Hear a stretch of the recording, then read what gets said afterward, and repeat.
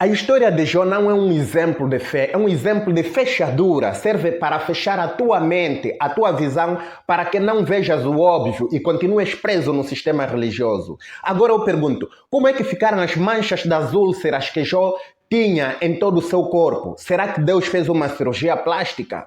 Jó teve novamente 7 filhos e 3 filhas. A Bíblia não fala que Deus ressuscitou os filhos que morreram na tragédia.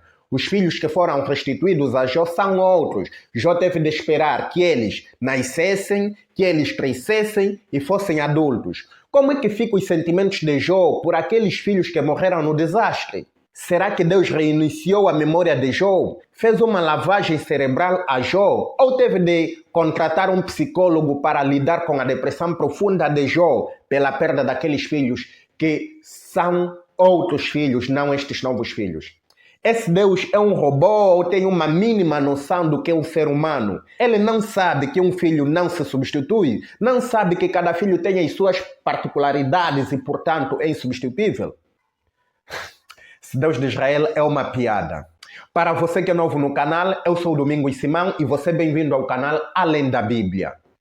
Este canal é um antídoto para os males que as religiões podem causar ao ser humano. Nosso objetivo neste canal é libertar você dos grilhões, das correntes, das prisões que é a religião e te mostrar a verdade que está além da Bíblia. É libertar você do Deus, do diabo e do inferno que o homem inventou para atormentar você, para controlar você, sua mente e suas finanças. Então inscreva-se no canal, ative o sininho para receber notificações sempre que publico um vídeo novo, deixe aquele like maroto, compartilhe o vídeo com os amigos e não se esqueça, comente sempre para que eu possa saber que este vídeo agregou algum valor em você. A história de Jó, encontrada no Antigo Testamento da Bíblia, é um relato muito usado para fortalecimento da fé e esperança das pessoas diante do sofrimento. E segundo a maior parte dos teólogos, a história de Jó não deve ser encarada como uma parábola. Muito pelo contrário, a história de Jó é encarada como uma narrativa histórica que realmente aconteceu. Quer analisar a história de Jó comigo, totalmente descontaminada de preconceitos religiosos? Então assista este vídeo até o fim e você vai descobrir como Deus e Satanás são amicíssimos e como eles usaram Jó como um rato de laboratório para realizar as suas mais macabras experiências, as suas mais macabras e desumanas e desprezíveis experiências possíveis.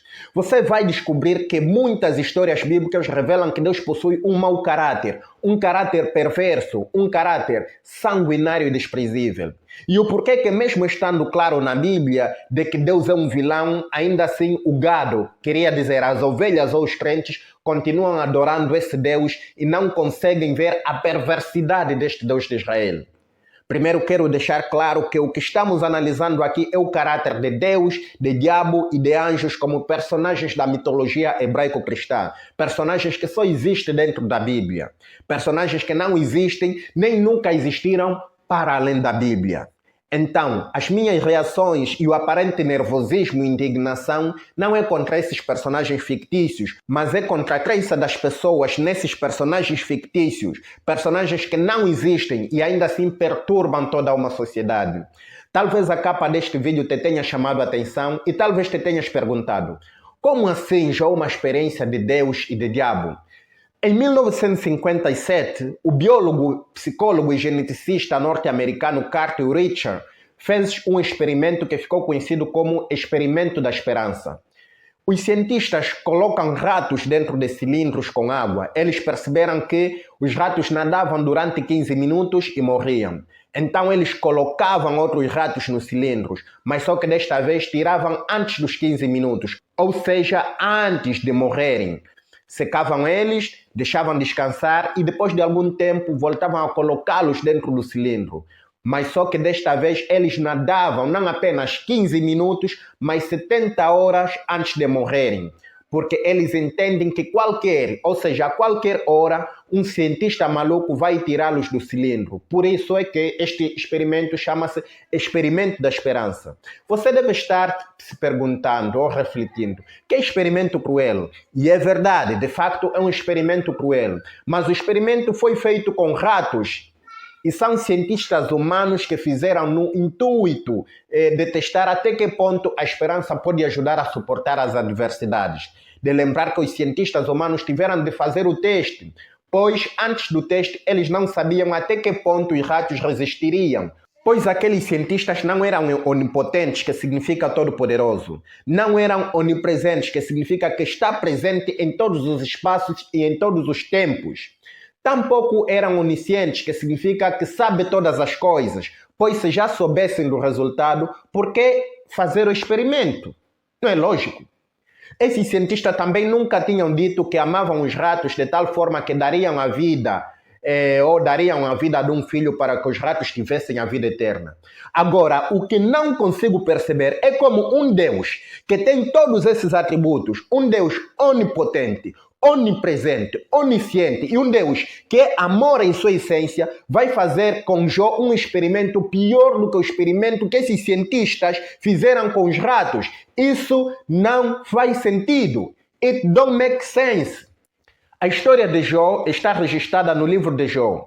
Para entender melhor a história, leia o livro completo. É um livro pequeno, apenas de 42 capítulos, que podem ser lidos em algumas horas. Vou lhe contar o resumo da história, depois faço os comentários sobre o comportamento dos personagens, Deus, Diabo e Jó.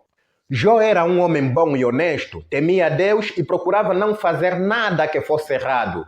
Tinha 7 filhos e 3 filhas. Jó era igualmente o homem mais rico da sua região. Possuía 7.000 ovelhas, 3.000 camelos, 1.000 bois e 500 jumentas. E tinha também um grande número de escravos ou de servos. Jó temia tanto a Deus que sempre que seus filhos davam banquetes, ou seja, festas, Jó se levantava de madrugada e oferecia sacrifícios em favor de cada um dos seus filhos para purificá-los.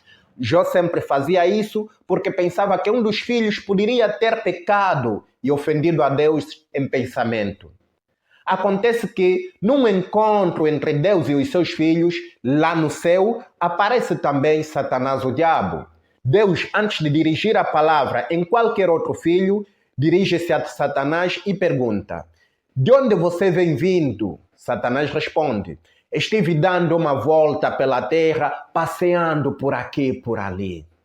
Aí Deus disse: "Você notou o meu servo Jó? No mundo inteiro não há ninguém tão bom e honesto como ele. Ele me teme e procura não fazer nada que seja errado." Satanás, em resposta à provocação de Deus, respondeu: "Será que não é por interesse próprio que Jó te teme? Tu não deixas que nenhum mal aconteça a ele, a sua família e a tudo que ele tem. Abençoas o que o Jó faz e no país inteiro ele é o homem que tem mais cabeças de gado. Mas se tirares tudo o que é dele, verás que ele te amaldiçoará sem nenhum respeito." Aí Deus ordenou a Satanás, o diabo, dizendo: "Pois bem, faça o que quiser com tudo o que Jó tem, mas não faças nenhum mal a ele mesmo." Então Satanás saiu da presença de Deus para cumprir a ordem dada por Deus. Assim, um dia, enquanto os filhos e as filhas de Jó estavam num banquete na casa do irmão mais velho, chegou à casa de Jó um dos seus empregados que disse: "Nós estávamos trabalhando a terra com os bois e as jumentas estavam pastando ali perto. De repente, os sabeus nos atacaram e levaram tudo. Eles mataram a espada os empregados e só eu consegui escapar para trazer a notícia." Enquanto este ainda falava, veio outro empregado e disse: "Raios caíram do céu e mataram todas as ovelhas e os pastores. Só eu consegui escapar para trazer a notícia." Enquanto este ainda estava falando, chegou um terceiro que disse: "3 bandos de caldeus nos atacaram e levaram os camelos. Eles mataram a espada aos empregados e só eu consegui escapar para trazer a notícia." Enquanto este ainda estava falando, chegou mais um que disse a Jó: "Os seus filhos e as suas filhas estavam no meio de um banquete na casa do seu filho mais velho. De repente, veio do deserto um vento muito forte que soprou contra a casa e ela caiu em cima dos seus filhos. Todos eles morreram. Só eu consegui escapar para trazer a notícia." Então Jó se levantou e, em sinal de tristeza, rasgou as suas roupas e rapou a cabeça. Depois ajoelhou-se, encostou o rosto no chão e adorou a Deus. Ai, disse Jó, nasci nu, sem nada, e sem nada vou morrer. O Senhor deu, o Senhor tirou. Louvado seja o seu nome. Assim, apesar de tudo o que havia acontecido, Jó não pecou nem pôs a culpa em Deus. Chegou de novo o dia daquele encontro celestial entre os filhos de Deus e Satanás, o diabo, também veio no meio deles. E mais uma vez, Deus, antes de se dirigir a um outro filho, dirige-se a Satanás, o diabo, perguntando: de onde você vem vindo? Satanás responde: estive dando uma volta pela terra, passeando por aqui e por ali. Aí Deus gabou-se novamente, dizendo: você viu o meu servo Jó? No mundo inteiro não há ninguém tão bom e tão honesto como ele. Ele me teme e procura não fazer nada que seja errado. No entanto, você me convenceu e eu o deixei desgraçar, embora não houvesse motivo para isso. Mesmo assim, ele continua firme e sincero como sempre. Satanás respondeu: é só tocar na pele dele para ver o que acontece. As pessoas não se importam de perder tudo, desde que conservam a própria vida. Agora, se estenderes a mão e ferires o corpo dele, verás como ele, sem nenhum respeito, te amaldiçoará. Aí Deus ordenou a Satanás: pois bem, faça o que quiser com Jó, mas não o mate. Aí Satanás, o diabo, saiu da presença de Deus e foi cumprir o que Deus lhe ordenou. E para isso, fez com que o corpo de Jó ficasse coberto de feridas horríveis, de úlceras, desde as solas dos pés até o alto da cabeça. Jó sentou-se num monte de cinzas e pegou um caco para se coçar. Vendo a sua mulher os seus tormentos, aconselhou a Jó dizendo: você ainda continua adorando a Deus? Amaldiçoa a Deus e morra.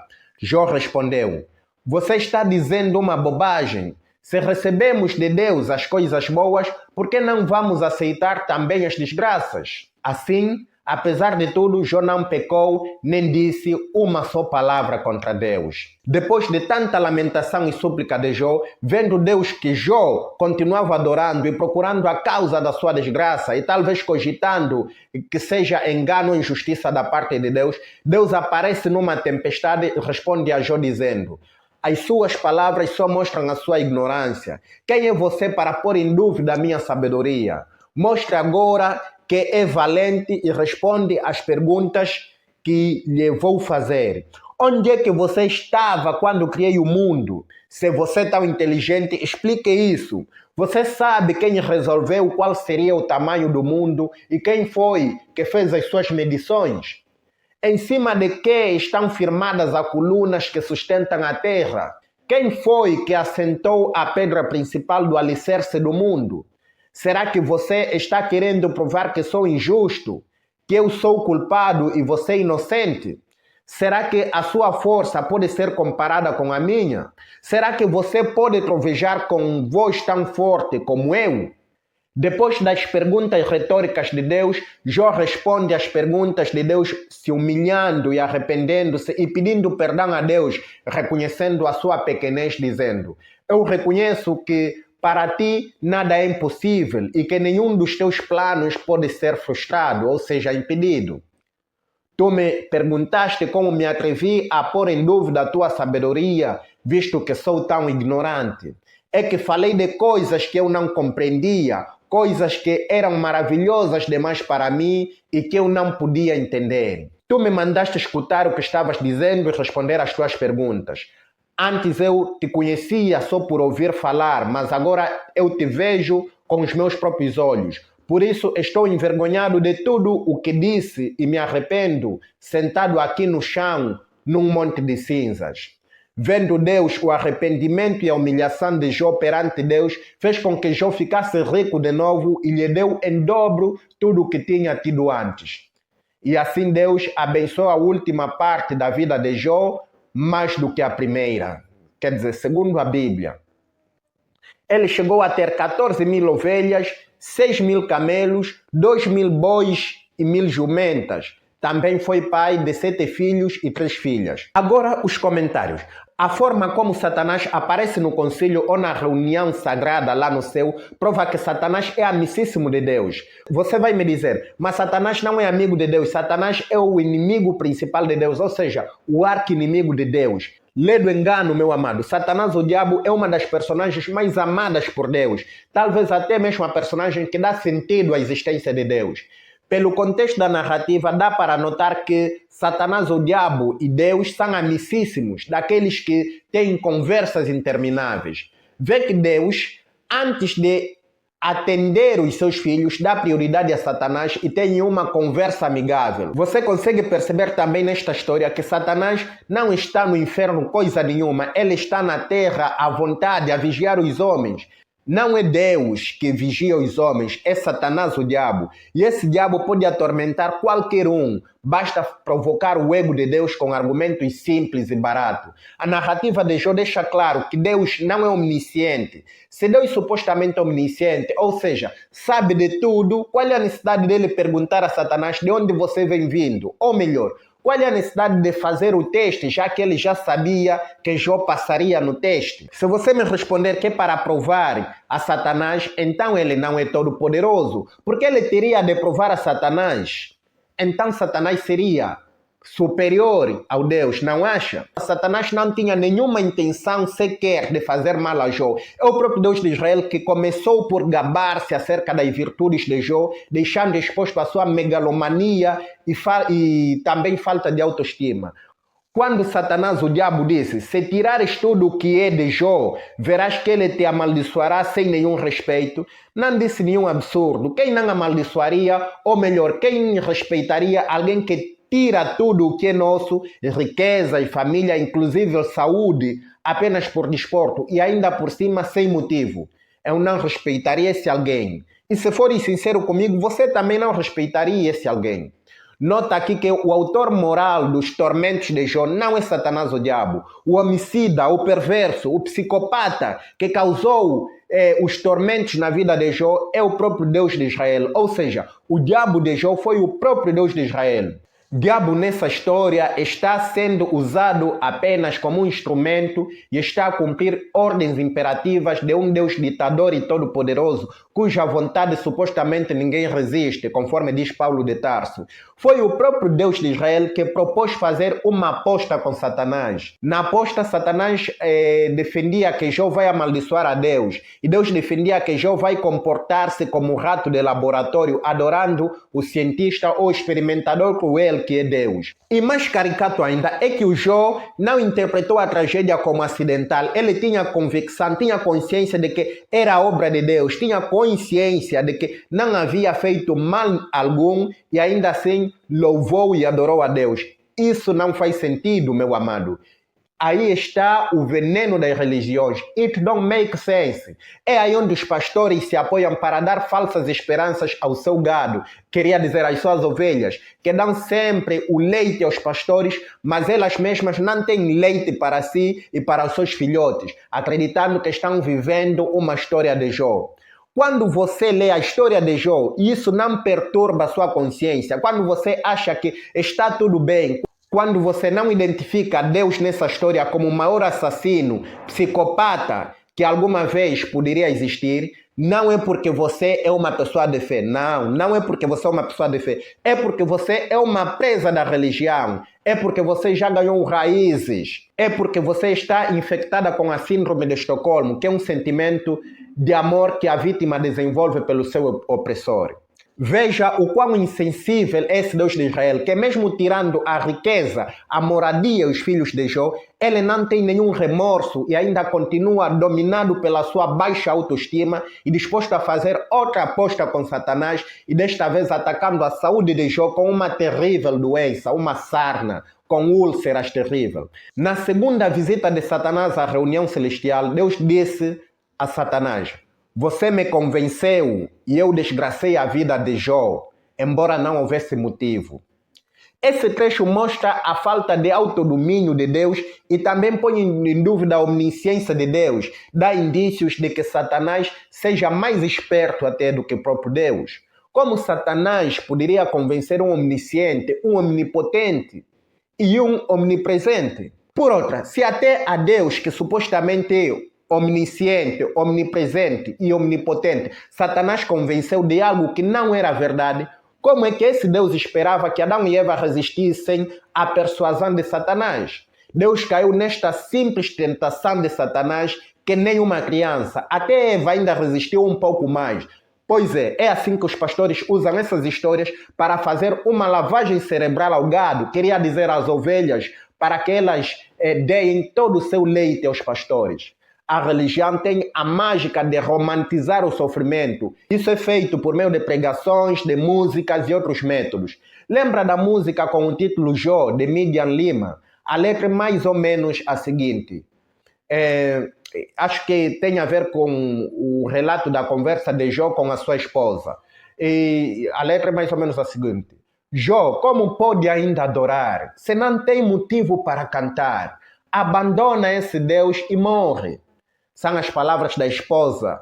E Jó responde, mas não adoro pelo que ele faz, nem menos por bens materiais. Eu adoro pelo que ele é. Eu sou dele, tudo é dele. Isso é incoerente. Nossos filhos nos amam porque nós os amamos e queremos o bem deles. Não os usamos como rato de laboratório. Agora, quando Jó diz que não adoro pelo que ele faz, nem mesmo por bens materiais, mas o adoro pelo que ele é, Jó está dizendo, em outras palavras, que eu adoro porque ele é um megalomaníaco, porque ele é um assassino, porque ele é um psicopata, é um ditador, um insensível e todos os outros adjetivos qualificativos negativos.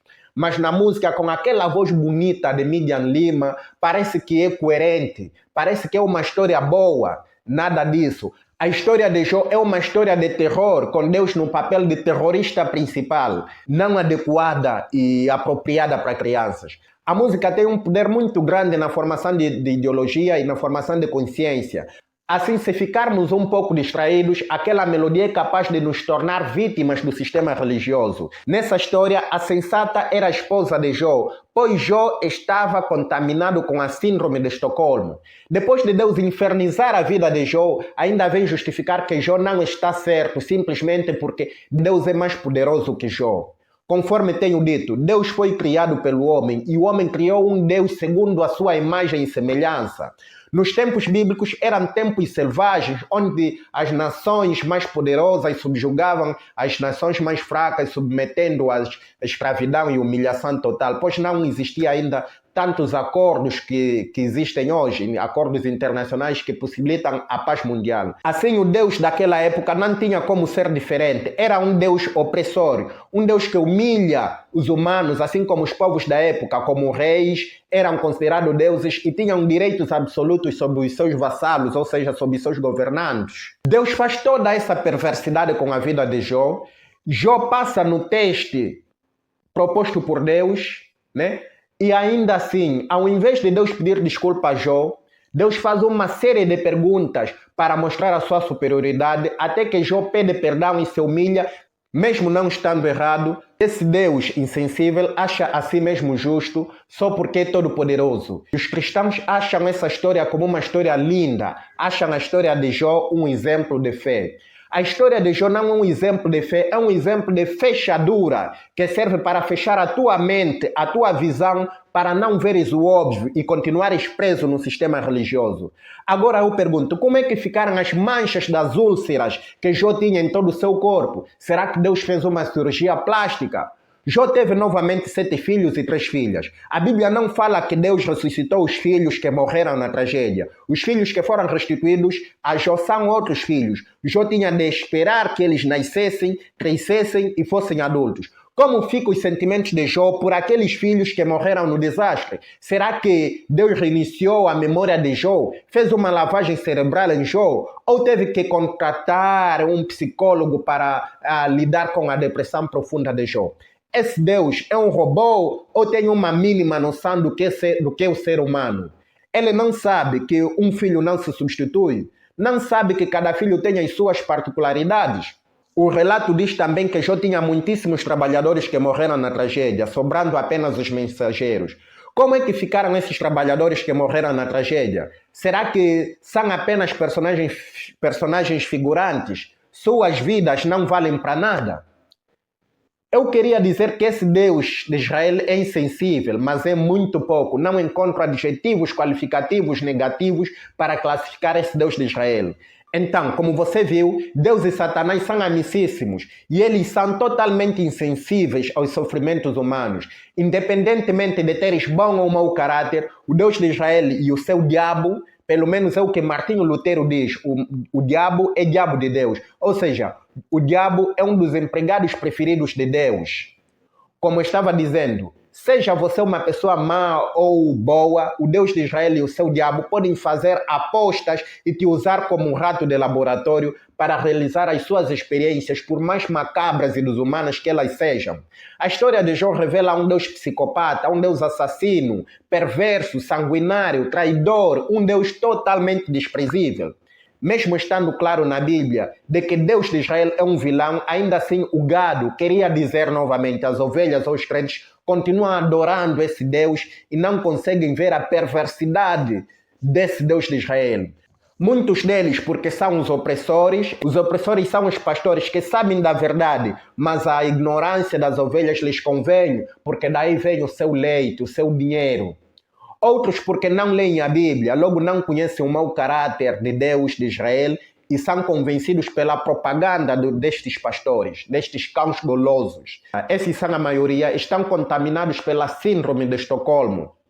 Como tenho dito em todos os vídeos, a Bíblia é uma obra literária fruto da mitologia hebraico-cristã. Para além da Bíblia, não existe, nem nunca existiu, um Deus de Israel, nem um homem chamado Jó que tenha vivenciado tais eventos. A história de Jó é fruto da imaginação humana, faz parte do folclore, ou seja, dos contos tradicionais dos hebreus para explicar a causa dos sofrimentos das pessoas. Espero que esta reflexão te liberte do sistema religioso e do medo dos deuses, do inferno e do diabo.